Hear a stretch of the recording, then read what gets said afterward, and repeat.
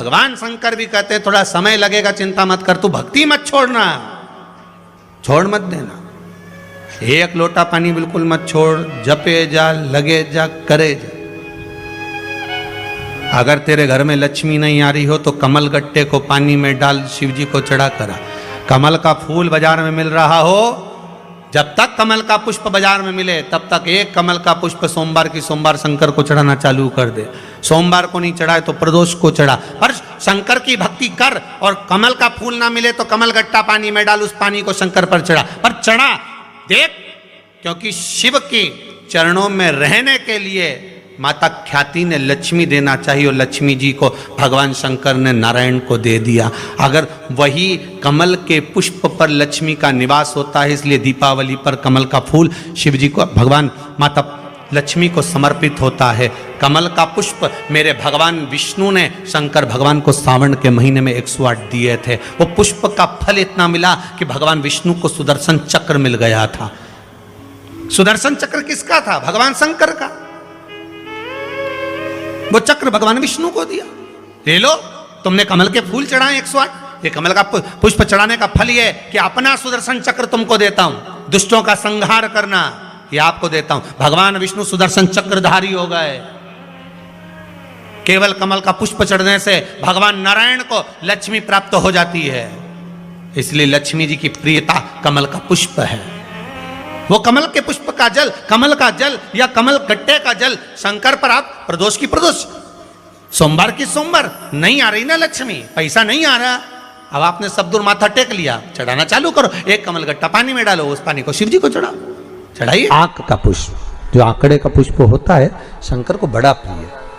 और दूसरे नंबर पर शंकर को प्रिय है शमी का पुष्प, बहुत ध्यान देना महाराज। तीसरे नंबर पर शंकर को प्रिय है महाराज सरसों का पुष्प। सरसों होती है ना, जो राई अपन बोते हैं, सरसों बोते, उसमें पीले कलर का जो पुष्प लगता है। हमारा तो निवेदन रहता है जब तक सरसों आए तो प्रयास करा करो कि सरसों के 108 पुष्प शंकर भगवान पर चढ़ाना प्रारंभ कर दो। महाराज ये पक्का है कि वर्ष भर कोई बड़ी बीमारी आपको घेर नहीं सकती अगर सरसों के फूल शिव को चढ़ रहे हैं तो। और प्रयास करना कि सरसों का जो पुष्प होता है, सरसों का जो फूल होता है महाराज, अगर कोई व्यक्ति को किडनी या लीवर से जुड़ी हुई कोई तकलीफ होती है, या किसी व्यक्ति का एक्सीडेंट हो गया होता है और उसका कोई अंग रह गया हो, कोई शरीर का कोई भाग रह गया और वो काम नहीं कर रहा हो, जैसे किसी के पांव रह जाते हैं एक्सीडेंट के बाद, किसी का हाथ रह जाता है, या कोई अंग काम नहीं कर रहा हो, वहाँ ब्लड पहुँच नहीं रहा हो, वो जगह एकदम सुन्न हो गई हो, खाली पड़ गई हो, तो उसके लिए शिव महापुराण की कथा कहती है कि सरसों के पुष्प 11 शंकर जी के राइट भाग में, जहाँ शिव जी के गण दरवाजे के द्वारपाल मणिभद्र जिस जगह पर निवास करते हैं, कौन निवास करते हैं? मणिभद्र। शंकर जी के दरवाजे के द्वारपाल हैं मणिभद्र जी। तो मणिभद्र दरवाजे के द्वारपाल में राइट भाग में मणिभद्र जी विराजते हैं। मतलब राइट भाग कौन सा हुआ? जब आप मंदिर से बाहर निकलेंगे तो राइट भाग, मंदिर में प्रवेश करेंगे जब राइट नहीं होना चाहिए, आप मंदिर से जब जाएं तो राइट भाग। मतलब आप मंदिर से राइट से जाएंगे तो शंकर जी का भी राइट हो जाएगा, क्योंकि शिव जी ऐसे बैठे हैं तो शंकर जी का भी राइट हो गया, देवता उनका भी राइट हो गया, तो राइट भाग सीधा हाथ मणिभद्र जी का स्थान। 11 सरसों के पुष्प मणिभद्र के उस द्वार पर आप रख दीजिए, और मणिभद्र के द्वार पर रखकर अंदर जाकर 108 वापिस जब आप बाहर निकल रहे हैं, ये पुष्प आप रखने के बाद एक बार बाहर जाएंगे, फिर वापिस आएंगे मणिभद्र रखने के बाद, और अंदर जाकर 108 सरसों के पुष्प शंकर को समर्पित करेंगे महाराज। उस सरसों के पुष्प जो शिव जी को आप समर्पित कर रहे हैं उसको वापिस लेकर आएंगे, श्री शिवाय नमस्तुभ्यम बोलकर उस सरसों के पुष्प को महाराज सरसों के तेल की बोतल में उसको डाल लीजिए। शंकर भगवान को किसी भी प्रदोष में, शाम के समय प्रदोष काल में उस तेल को वापस ले जाकर चढ़ा दीजिए शिव जी को, उसको वापस लेकर आ जाइए। उस तेल का प्रयोग आप नाभि में डालिए और जो शरीर काम नहीं कर रहा उस स्थान पर कम से कम 15 दिन 20 दिन तक उसकी मालिश करना प्रारंभ करिए। बाबा चाहेगा तो चलाने का प्रयास कर देगा और वो अंग वो शरीर काम करने लगेगा।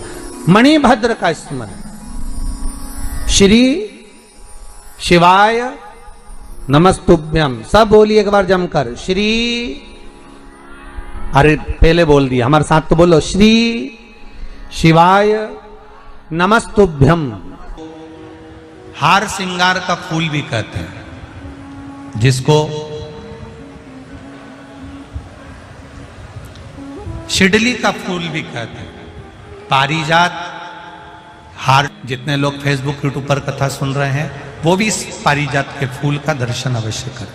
और एलईडियां लगी हुई हैं, उन पर भी आप आराम से पारिजात के फूल का दर्शन कर सकते हैं। पारिजात का पुष्प, हार श्रृंगार का फूल,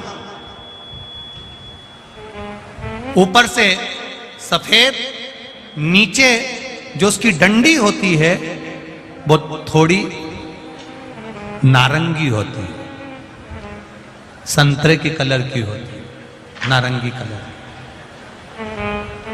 महाराज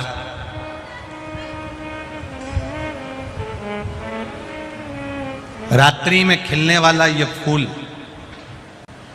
रात्रि में जो फूल खिलता है ये पारिजात का, और हार श्रृंगार का जो ये पुष्प है जिसको हार श्रृंगार भी कहते हैं, पारिजात भी कहते हैं, और कहीं कहीं इसको शिडली का पुष्प भी कहते हैं। ऊपर से सफेद होता है, नीचे उसकी जो डंडी होती है वो नारंगी कलर की होती है। शिव कथा कर रही है, शिव महापुराण का चरित्र कर रहा है। जिस समय पर संतान की प्राप्ति नहीं होती या किसी कारणवश, किसी कारण से हमारे यहां वंश की वृद्धि नहीं होती, तब देवाधिदेव महादेव की आराधना पारिजात के फूल से करी जाती है। अब उस पुष्प को चढ़ाने का एक तरीका है, जरा ध्यान दीजिएगा। पंच पुष्प शिव महापुराण की कथा आप लोग सुनने के लिए बैठे हो, बड़ी आस लगाकर बैठे हो, उसको समझिएगा। पारिजात का जो फूल शिव जी को चढ़ता है, भगवान देवाधिदेव महादेव को चढ़ता है, जैसे ये शिवलिंग है, मान लो ये शंकर भगवान का शिवलिंग है, ये जलाधारी है, ये जल नीचे गिरने का स्थान। आप लोगों ने पहले कथा सुनी है ना सबने, आपको सबको मालूम होगा। राइट में गणेश जी का स्थान, लेफ्ट में कार्तिकेय का स्थान, बीच में अशोक सुंदरी की जगह। जहां पर यह शिवलिंग रखा है वो माता पार्वती जी का हस्त कमल, शिवलिंग के रूप में, शंकर भगवान के रूप में यह शिवलिंग है।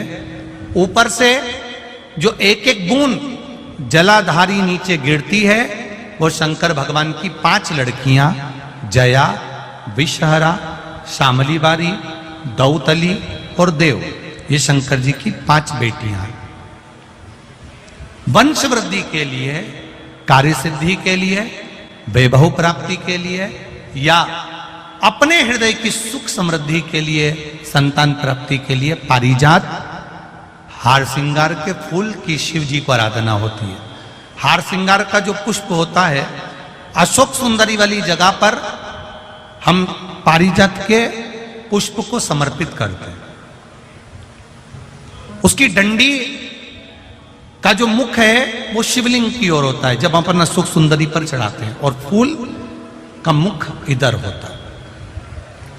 वापिस उसी पारिजात के पुष्प को उठाकर हम माता पार्वती जी के हस्त कमल पर, जो गोल हस्त कमल है, वहां समर्पित करते हैं। उस जगह पर माता पार्वती जी की ओर से जो पुष्प समर्पित किया जाता है, उसकी डंडी पारिजात की हमारी ओर होती है, पुष्प का मुख महादेव की ओर होता है।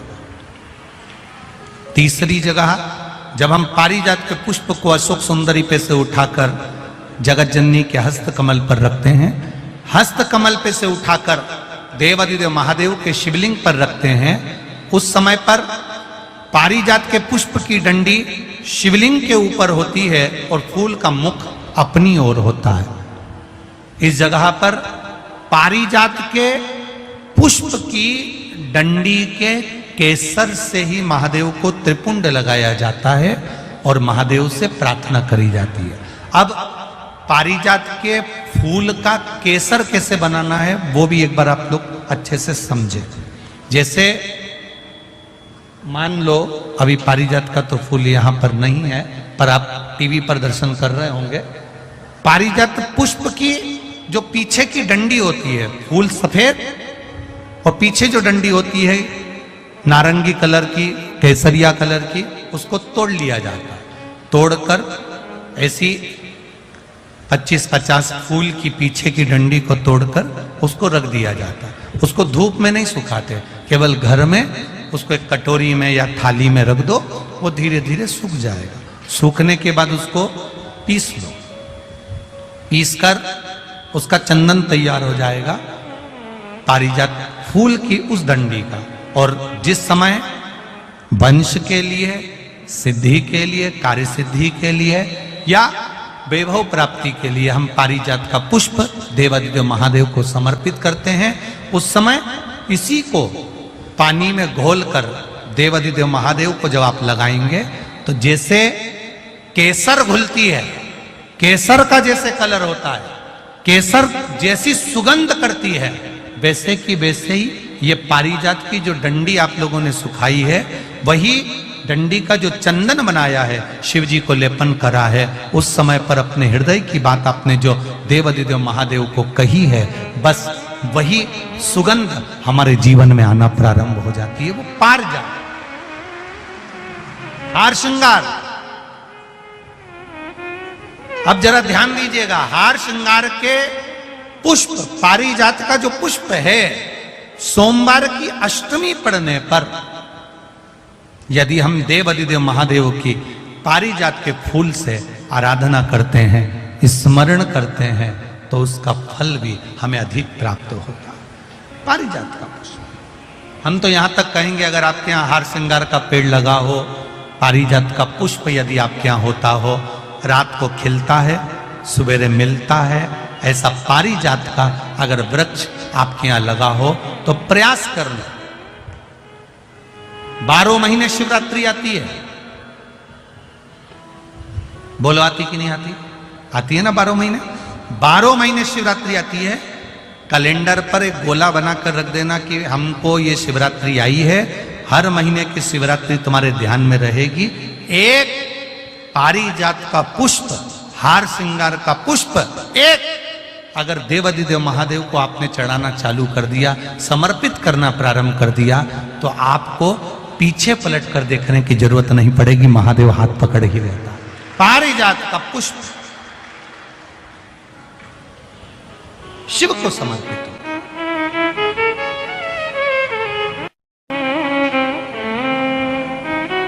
सफेद कलर का पुष्प है, आप टीवी पर दर्शन कर रहे होंगे। केसरिया कलर की, नारंगी कलर की उसकी डंडी है, भगवान शिव को समर्पित पारिजात।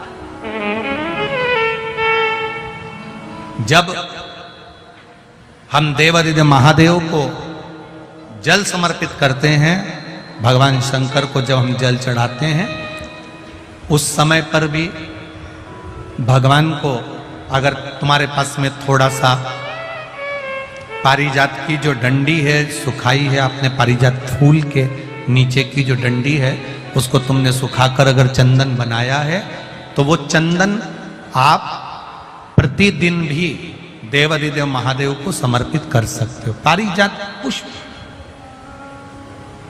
एक बात और हमारे स्मरण में रहे,